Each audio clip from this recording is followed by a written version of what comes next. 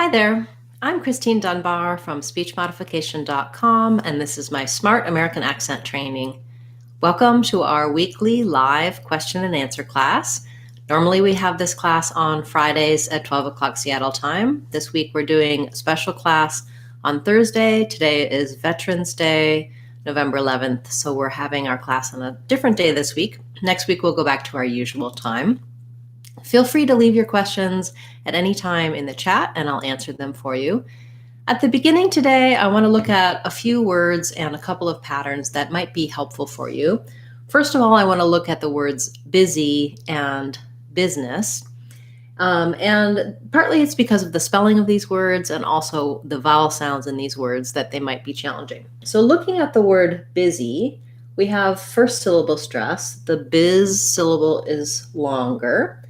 And it has the vowel I as in big or did or different, followed by vowel E as in easy and green.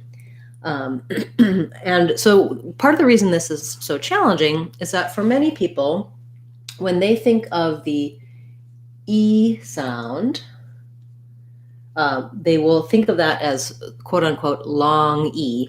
And they will think of the I sound as short I. That sometimes is taught that way. And I don't like teaching it as long and short because I think that leads to problems in words like busy, where actually our I sound is long in this word, has a long duration. And our E sound is short. We have to hold it for a very short time. So what I will often hear is that people will make the error of saying this either with two E sounds, like busy, or two I sounds, like busy or biza, where they have difficulty making the lax I and the tense E together in the word. And particularly because it's more natural for people to be able to do that lax I sound. So if you're saying it isn't in there, it isn't, those it sounds in it and isn't and in those short, quick words tend to be a little easier for you to do. It's more natural for you to have that lax sound. But when you have to say something like biz, busy, or business, it's harder to say that I sound and hold it for the long duration that you need. So working on I and E, specifically words like live and leave, knowing where you should be doing which vowel sound and using my materials to help you with that will help you eliminate these problems like you might be seeing in a word like busy. Similar words, city, pretty, these also have the I sound followed by the short E sound, short in duration. So the I and E, lax and tense sounds. In business, excuse me, we also have the I sound. We also have first syllable stress. So you'll see the stress marker, the biz, and then this letter E is also going to say a lax I sound because it's a reduced vowel in that syllable. So business is long and short on the nis. You might hear business, a little F sound there instead of the I. As long as it's a short and reduced vowel, it doesn't matter so much what vowel you're using. You just want to make sure that your stressed vowel, your I, is clearly that lax I sound. Both busy and business have the letter S saying the Z sound.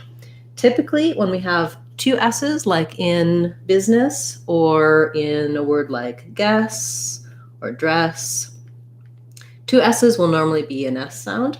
One S by itself is often a Z sound, especially at the end of the word, sometimes in the middle of the word. It can also say the S sound. By Z sound, I mean Z, and S sound, I mean S. I use those labels even though that can be confusing because the S sound we associate with letter S, but letter S, of course, has lots of other sounds besides S. Also with business, notice how it looks like busyness, but we really actually just say business.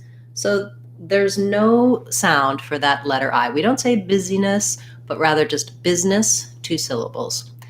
That's why I also have the word interest here for you. It's the same thing. I don't say interest, I say interest. So here's another letter E that's going to be a reduced I vowel, first syllable stress, and not 3 syllables, but 2. So these are just some examples of patterns that affect other words, vowel sounds. The way breaking down any single common, somewhat everyday word, looking for what patterns and errors you might have on it, can help you with other words and improving your pronunciation and fluency in English generally. So feel free to ask your questions about this topic, about whatever topics are coming to mind, words you need help with, sounds, etc. And we'll turn to your questions next.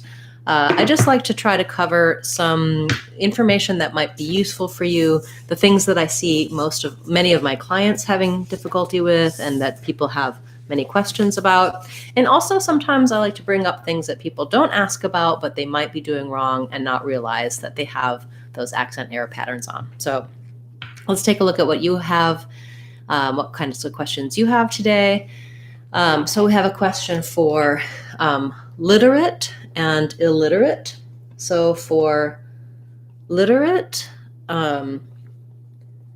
we have first syllable stress. We have a flap T there, so it sounds like literate. I'll mark that with a schwa and an R. And then my ATE is just going to be my reduced I vowel again. So I would write that kind of like this. Literate, literate. Length here and short and fast there. Then when we add illiterate, illiterate, it's just like literate with an ill beforehand. So you can kind of think about it like illiterate, illiterate. Maybe a little secondary stress on the ill if you're trying to really highlight illiterate versus literate. Otherwise, when you're just saying illiterate, it's still stressed on the lit syllable. Good request. Thank you. Okay, we have a question about portrait and irrevocable. Is there O or schwa after the V? Okay, so first portrait. Portrait. So even though this looks like it should be trait with an A vowel, we actually have first syllable stress here as well. So we have an or with a clear or vowel, and then portrait. An I or a schwa there in the unstressed syllable. So it sounds like portrait, portrait. And then for irrevocable, irrevocable, it's a schwa because in irrevocable, we have stress on the rev syllable. So it sounds like I, rev, cable. Irrevocable. Irrevocable differences, irrevocable. Yeah, I don't think we can say irrevocable. Let's double check that in the dictionary because it does. I do want to just make sure that sometimes there's more than one correct pronunciation for something.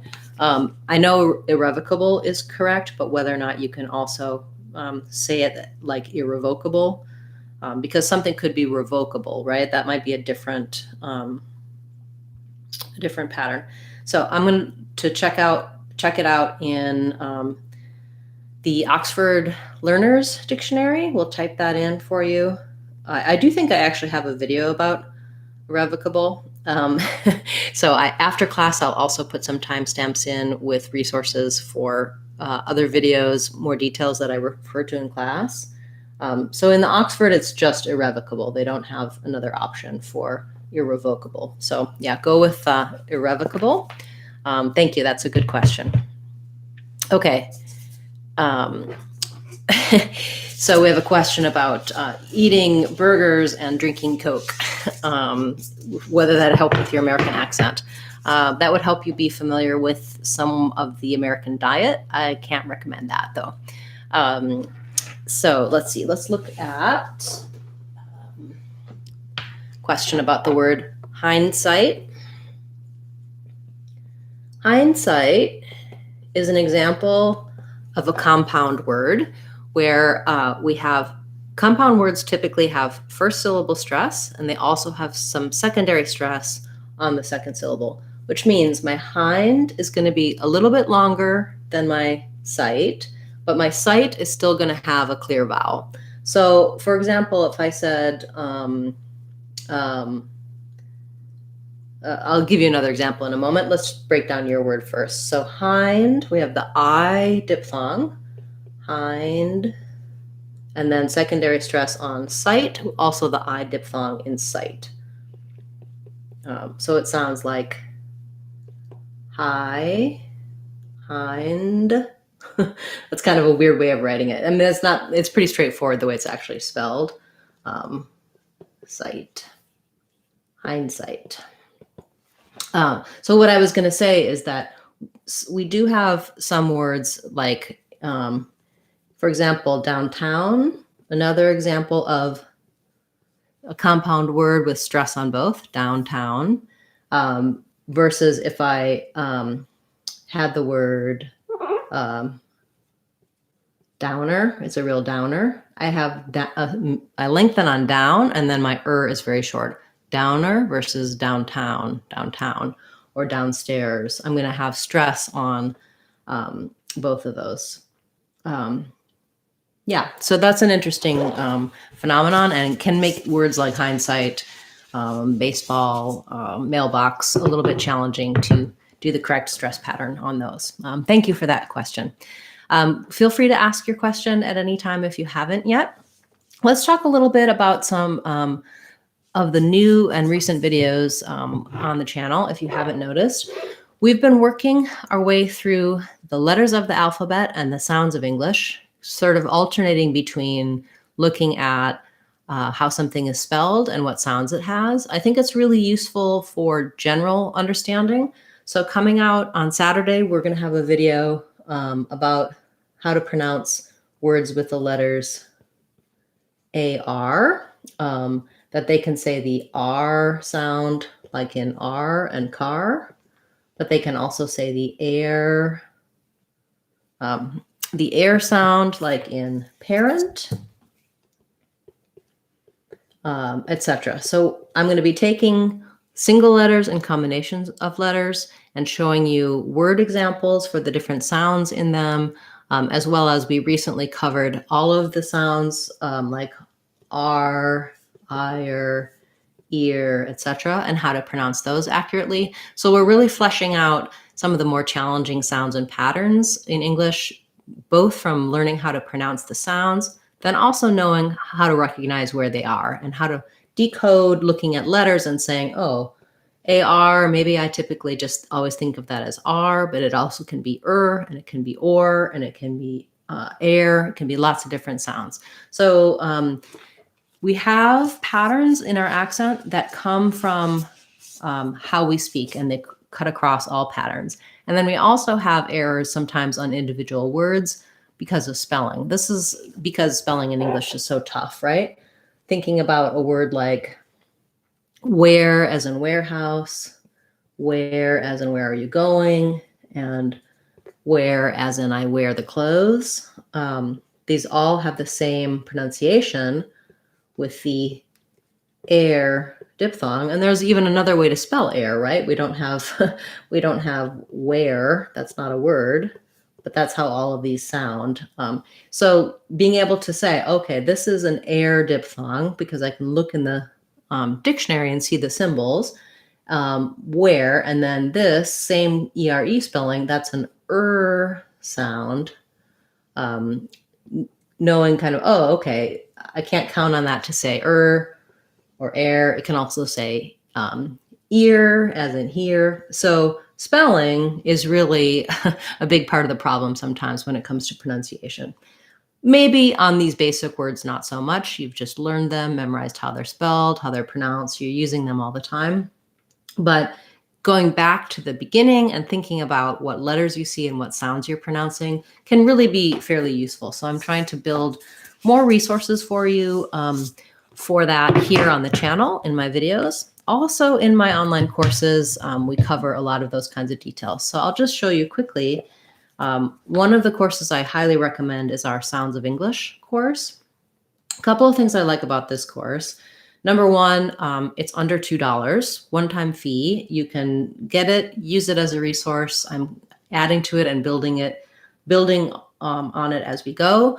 But it covers all of the different sounds of English, spelling, accent patterns. So it's really good for fundamentals. When you're on speechmodification.com, you can see all of our courses here. So all of our courses are either free or available for under $2. And when you go to the courses page, you'll see the Sounds of English course. That's what I'm just talking about there. And you can use that to learn about sound symbols and pronunciation, and you'll find it helps you on things that you may have been struggling with and things you may not realize that you have a mispronunciation on them. We also have our 6-week course for American accent. This works you through the fundamentals of accent patterns, learning about your speech and changing your speech, moving to more of an American accent, and or simply reducing some of the accent patterns that you have that might be interfering with clear communication. So the focus in all of my videos and all of my online courses is really, yes, on being able to sound like a native speaker if that's your goal. But to me, it's much more important to be clearly understood, to have your communication go well, and to have people listening to the content of what you're saying as opposed to being distracted or confused by the accent. So many people who have really great English skills still find some communication issues happening because of the accent. Or maybe you're understood, but you can tell that that accent is distracting people. It's getting in your way in terms of your career or in terms of your social interactions. So these are all the point of the online courses and the videos is to help you overcome some of those obstacles along the way. So thank you for letting me know what some of those are. Those of you who have made requests and questions and comments, I really appreciate it. Okay, we have a few more questions that have come in, so we'll take those now. We have a question about adhere and archive and coincident. So I think we talked about coincidence last time. I think you asked about that. Coincident occurrences is a kind of uncommon pronunciation, but it's just like coincidence. It's just coincident. You're going to stress on the in. So it sounds like true O here.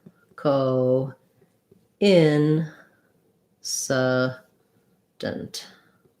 Not much vowel here on the last syllable. Coincident. And then for adhere, we have stress on the here. So here's our ERE that we were just talking about, it has the ear diphthong. And that AD is unstressed, so you're going to have a schwa there. It's going to be adhere. That's my symbol for the ear sound. I usually rewrite that with the word ear. And so here, that kind of here as well. So you can think about it like adhere. Then archive, first syllable stress, unlike our earlier word hindsight, we're not doing archive. We don't want equal stress on them. We want long on the R and then short on the chive. Archive. That IPA would be the R diphthong. And then the CH says the K sound in this word. We have the I diphthong. Letter E makes the I say its name. So when we have a silent E at the end of the word, one of our typical patterns is for that vowel then to say whatever the letter name of the vowel is. So like hive, code, we have an O here, or made, we have an A diphthong here. Also known as the long A or the long O, but I don't use those terms. I talk about the vowel sounds. Yeah, thank you for that request. Great. We have a question about the words edge and hedge, reciprocate and reciprocal. So we did just recently cover pledge. I'll, after class, give you a link for that. Very similar to edge and hedge. So when I'm doing edge, I have just the one syllable stress. Vowel eh, like in read or said. And then the DGE is my j sound. So that's going to look like this, just edge.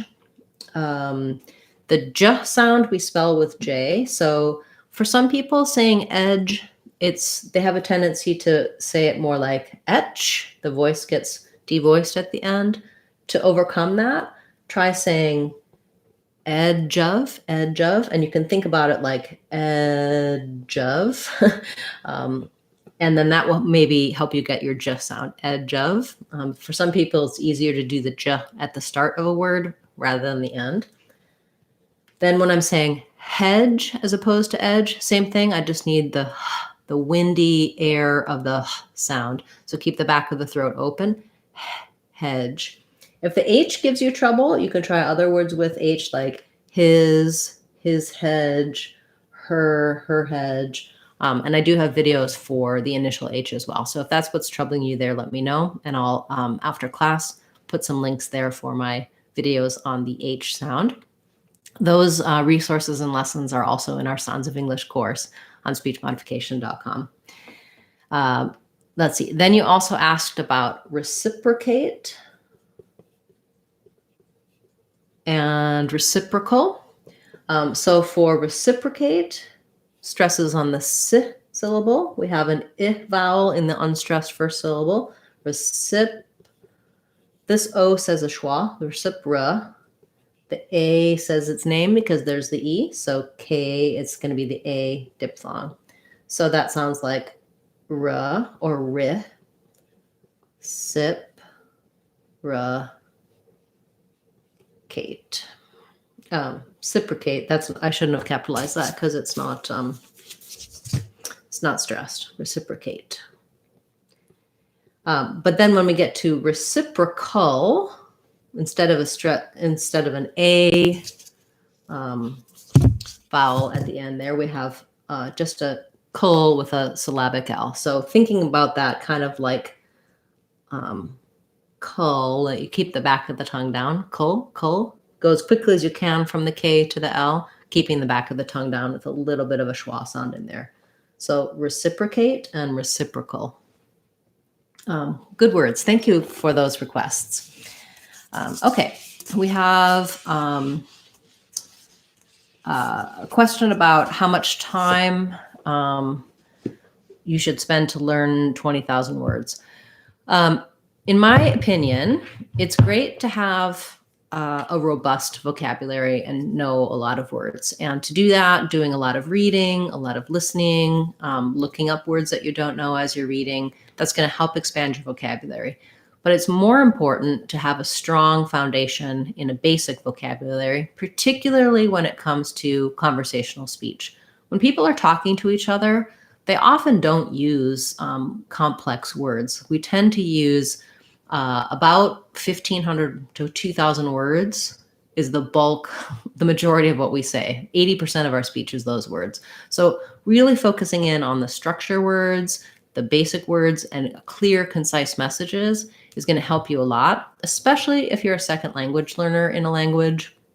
You want to be able to really state clearly what you mean. And sometimes that means knowing a specific word, a more complex word. In a lot of cases, though, it means thinking about how to put those basic words together in the most clear and convenient way. So not to say that you shouldn't work on building and expanding your vocabulary. And to do that, again, reading is great. Listening to words that people around you use so that you're talking in a similar way to your friends and colleagues. That is also very helpful for communication and being understood. And when someone uses a word that you don't recognize, trying to make a note and using resources to look up those words. It's very challenging to build and use new words. Oftentimes we understand many more words than we can use. That's normal to have a higher receptive vocabulary than expressive. So just slowly trying to pick a few new words.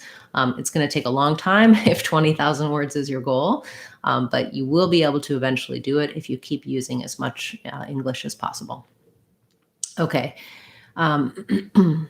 We have a question about the words speaker, easier, prettier. So words ending in R. So if I have like prettier, speaker,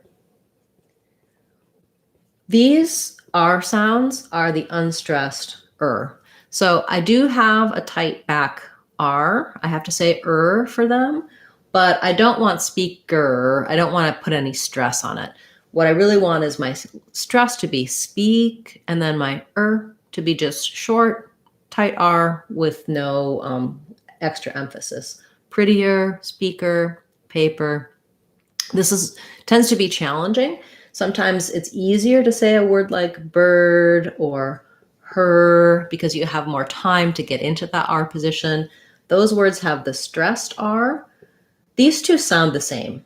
They're the same I'm doing the same thing with my tongue. It's just when I'm doing this one, I'm holding it longer and I can be more tense. Her word, her bird versus her paper.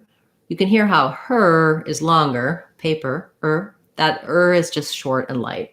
So yes, those can be a struggle. If it helps you, one thing you might try is say a word ending in ER and the next word starting with a vowel, like the speaker is.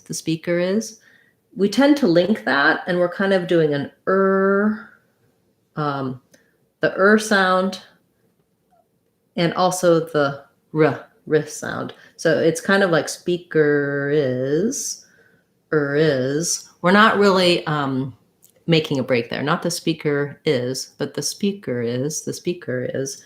So you might find that harder. You might also find that easier. So if it's easier for you to do a word like right, you can think of this more as riz, right? Riz, is, speaker is. So if you have a good R at the start of words, you can use that to help you with the R at the ends of words and vice versa. Because typically we're just doing R's between other sounds, whether it's at the beginning, middle, or the end of the word. We're always coming in and out of it, unless the sentence starts with an R. Those kinds of tips, tricks, and lessons are available in some of my American R videos here on the channel and also on speechmodification.com. We have many free practice materials there, as well as our free and inexpensive online courses. They can help you with things like the American R, which is definitely one of the more challenging sounds for most non-native speakers, and for some native speakers too. Okay, let's see. All right, so we have a question about linking before schwa. So for the example being is a, blank is a blank, Libya is a country, is a. So it's just going to depend on what comes before your schwa. So in this case, it's going to sound like is a. The Z is just going to link. If I have did a person call you? Did a. It'll just be like did da. Or if it's a T, get it would sound like get a with a flap here. So I could rewrite that like get a. Is a. All right. So let me know if you had more questions. Basically, the vowel is going to, schwa is always a vowel in that case. And what consonant is before it is going to dictate how we link those. They're good ones to practice because of course, is a word we use quite a bit, and we often link it because it's going to be short, unstressed, and quick within our sentence. Okay. We have a question about someone struggling. Eddie is struggling with a VES ending, like wives, wolves. That would also be true in words like moves and lives. Yes, so probably what happens is this wants to drop off, the Z sound, or it wants to be more like devoiced, like moofs. So I would say, again, linking is going to help you here. If I say moves it. I can think about kind of trying to have my V sound, move, and then put my Z sound on the next word.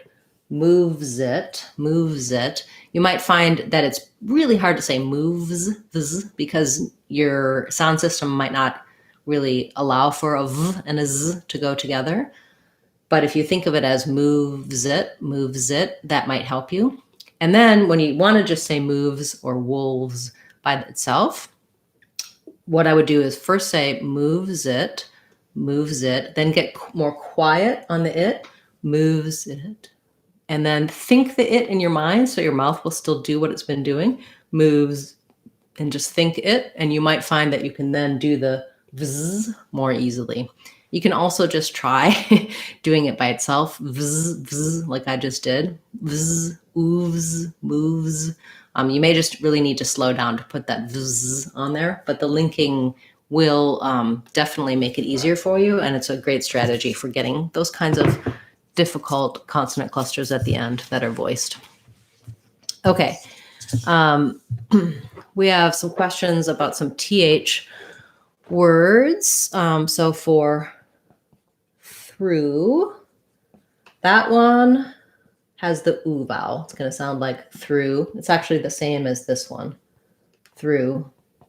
Then we have the question about though. That one is going to sound like oh, though.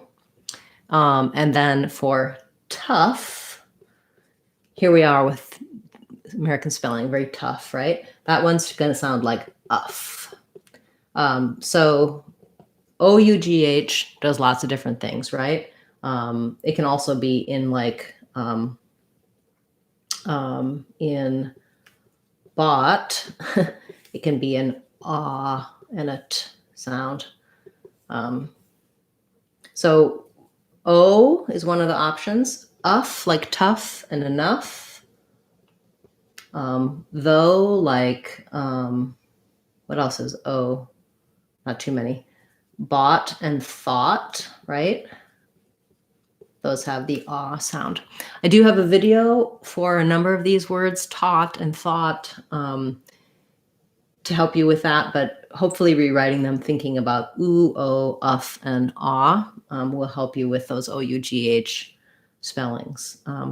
Learning to also recognize what you would see in the dictionary for them can be helpful. For through, you would just see the oo symbol. For though, you would see the o symbol. For uff, you would see the schwa, the symbol, and the f symbol.